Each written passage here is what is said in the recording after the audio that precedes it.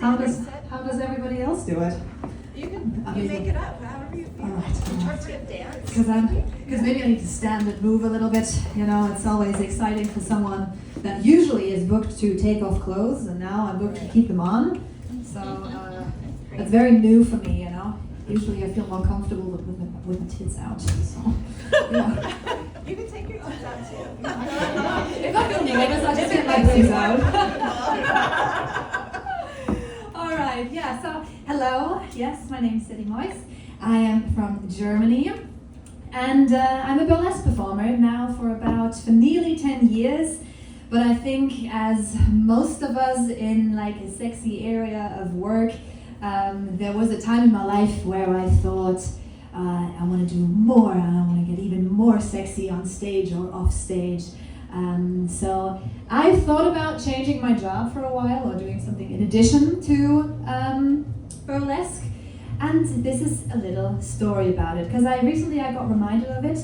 Today, or actually this time, is actually a sad time, because I found out that my whore pass is not valid anymore. Oh no! Yes. And I will tell you now what a whore pass is. Alright guys, so this is about 3 years ago. I have to read this or else I go drastically over time, so excuse my phone here, I'm reading this. So this story is about from like 3 years ago, and back then I was a little bit in a different phase in my life. I was dating my ex-girlfriend. Now I have my Wisconsin husband over there, so I was just partying and doing techno parties and all of that crazy shit with that woman. So yeah, now I do less crazy shit with my husband. No, we do crazy shit as well, babe. Okay, so I was dating my ex-girlfriend. And she had this sexy hobby that she turned into an occasional paid sexy hobby, yeah?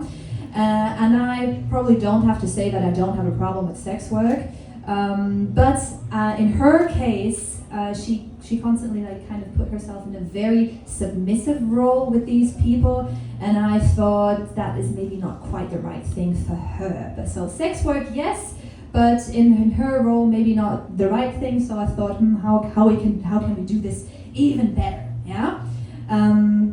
So I thought of becoming a dominatrix together with her. Yeah. And I think becoming a dominatrix sounds incredibly sexy and like an absolute dream job, to be honest. I love the sexy outfits. I love the confidence.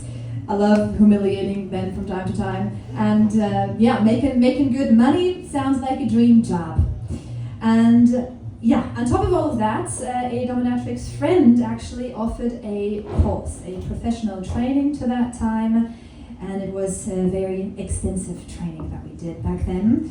She gave us quite a good deal to show us everything, how it works, and to like slide us into the scene well and nice. We paid quite a lot of money back then. Like together we paid about 540, like 5,400. I'm sorry, that was missing a zero. $5,400 together to learn all kinds of things, how to be a good dominatrix. Yeah, we thought, oh, no problem, we're gonna make that money back in no time. Sex workers make good money after all, eh? That's what we thought. The course was actually, now when I think about it, absurdly intensive. I think there were about 20 lessons, online lessons, with each 20 subfolders. They were all video-based, real sessions with real people. We learned how to properly spank, do breath play, restrain someone, handle specific fetishes, and also normal things like doing your taxes and legal protection. And on top of that, she had a proper studio. I have to say to this, sex work in Germany is legal, so we can get really wild with our stuff, and that's cool. So she had this studio with the 5 beautiful rooms. Yeah, one room was the black room with a bunch of whips and a stretching rack, a feces throne, and a huge bed covered in restrainers. Underneath the bed was a cage. The second room had a beautiful jungle wallpaper, a few cabinets full of toys, and a sex swing mainly used for pegging, of course. The third room was the white room, a gynecologist chair in the middle, medical trays, and an examination table. The room was for medical roleplay. The fourth room was just a beautiful furnished bedroom, and the fifth room was a giant bathroom with a whirlpool.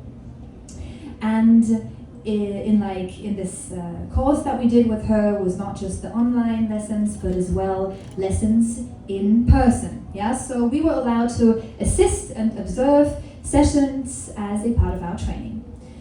And now when I think back, I think my nervous system has deleted a lot of these things, yeah, that I saw back then. It was maybe a little too much for me, all in that moment. Yeah, I do not remember a single face, but I do remember Peter's massively stretched asshole.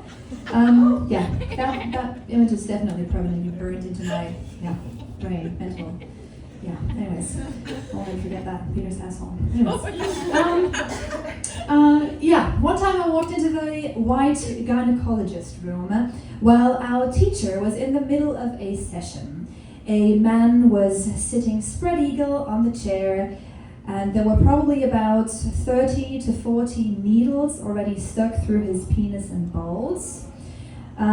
She looked very calmly at me and said, "You will place the next one." And my thought was, where? There is no room. There is like, everything is full with needles here. Anyways, yeah, I did find a spot. After 2 months of learning, observing, organizing phone numbers, doing photo shoots, business cards, because after all, it's real work, you know. You open a business here, so you gotta look for the like things you just gotta do to run a business as well. We were uploading photos to fetish platforms, and we took everything very, very serious. And the thing is, dominatrix work, so sex work in general, is legal in Germany. You just have to register properly. So, like in Germany, with everything, as long as you get the bureaucracy straight, yeah, you're fine doing whatever, literally. As a part of this process is a psychological interview to determine whether you're doing it, so the sex work, doing it voluntarily, which unfortunately is necessary because there is a large amount of sex work that is not voluntarily. And then there is a health and safety consultation. And at the end, when you pass these two tests, yeah, you actually get an ID card, a pass, the so-called whore pass.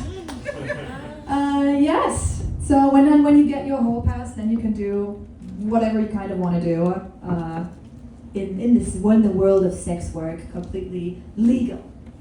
So.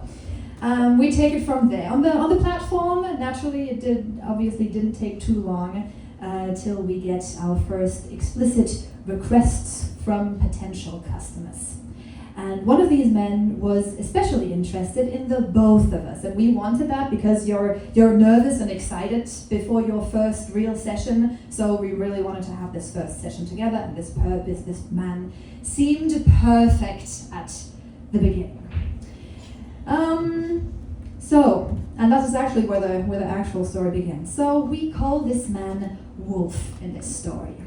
His name is actually Wolf, but yeah. I didn't want to come up with a name. It felt so fake. So we pretend it's a fake name, but we just call him Wolf. Wolf wanted to book our first session together. First, it was 2-3 hours. He told us that we could do whatever we want with him, and we would each get about $900.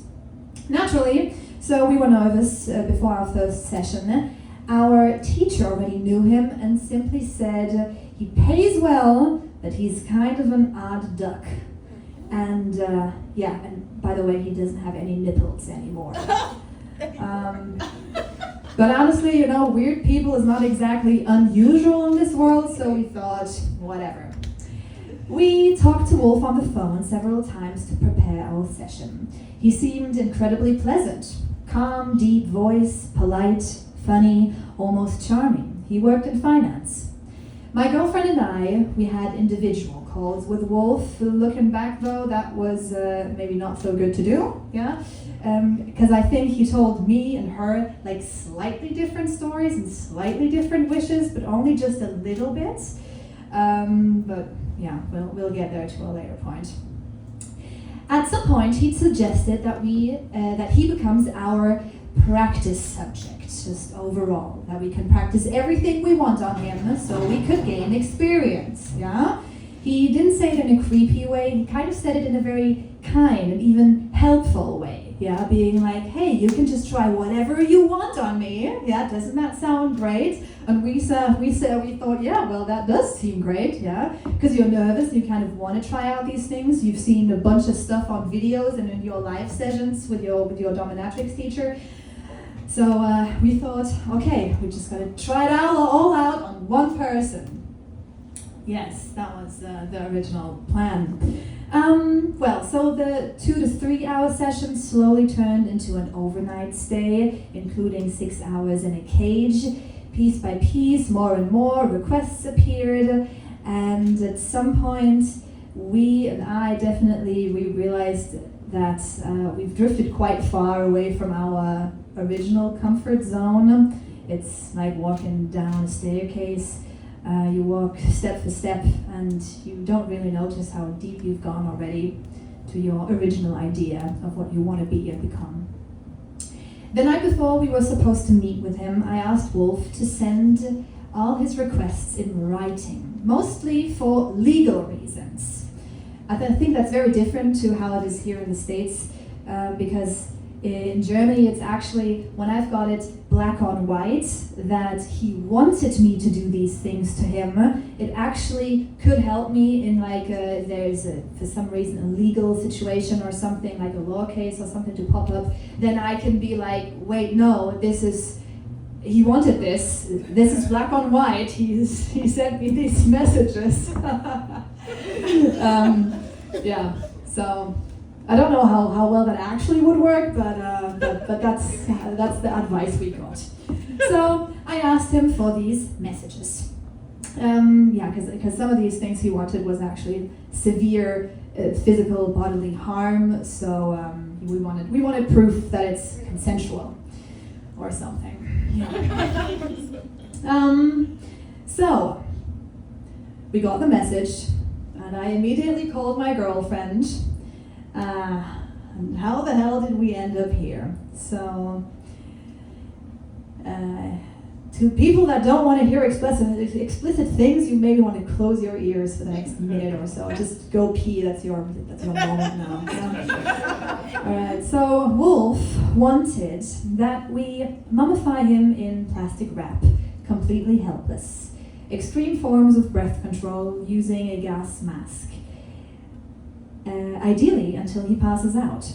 He wanted cuts carved into his body with razor blades and sealed shut again. Permanent body modifications. He wanted needles inserted in a star pattern around his nipples, or wherever the nipples used to be. There was supposed to be piss and scat play, just like somewhere in there. Maybe that's a great idea, having open wounds and then pulling on someone. Awesome idea. And then he already told us actually previously on one of the phone calls that he just only had 1/3 of his balls left, and he wanted us to take out the rest of the third, like the last third that was left. He called it full castration that he wanted us to do. And then he wanted us to do, so this was difficult for me to explain, but let me know if you know what I mean. He wanted us to trim around the edge of the tip of his penis so that his shaft goes evenly smooth up and down. Yeah? So you know when the little I think you know what I'm talking about. Yeah. Just imagine the mushroom.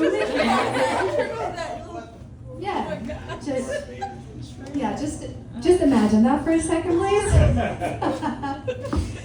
I read this message out loud to my girlfriend and she just started laughing. And, we are absolutely not going to do this, right? I thought for a second about it. No.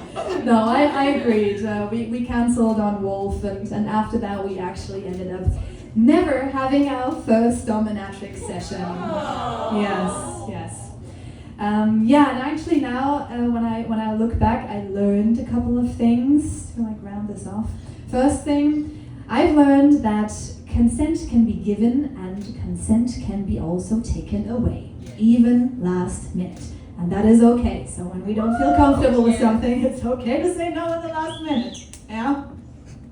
I also realized that I'm not always great at protecting my own boundaries, especially when things happen step for step. I adapt very quickly and sometimes a little too quickly.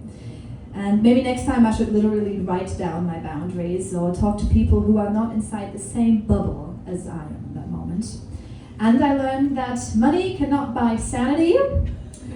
And maybe one of the biggest one, just because I admire something that someone else does not mean that I'm personally built for doing it as well. I am, some people are just genuinely great at this work and I love it and I admire the aesthetics and their power and it's so cool, but it's just nothing for me. Yeah.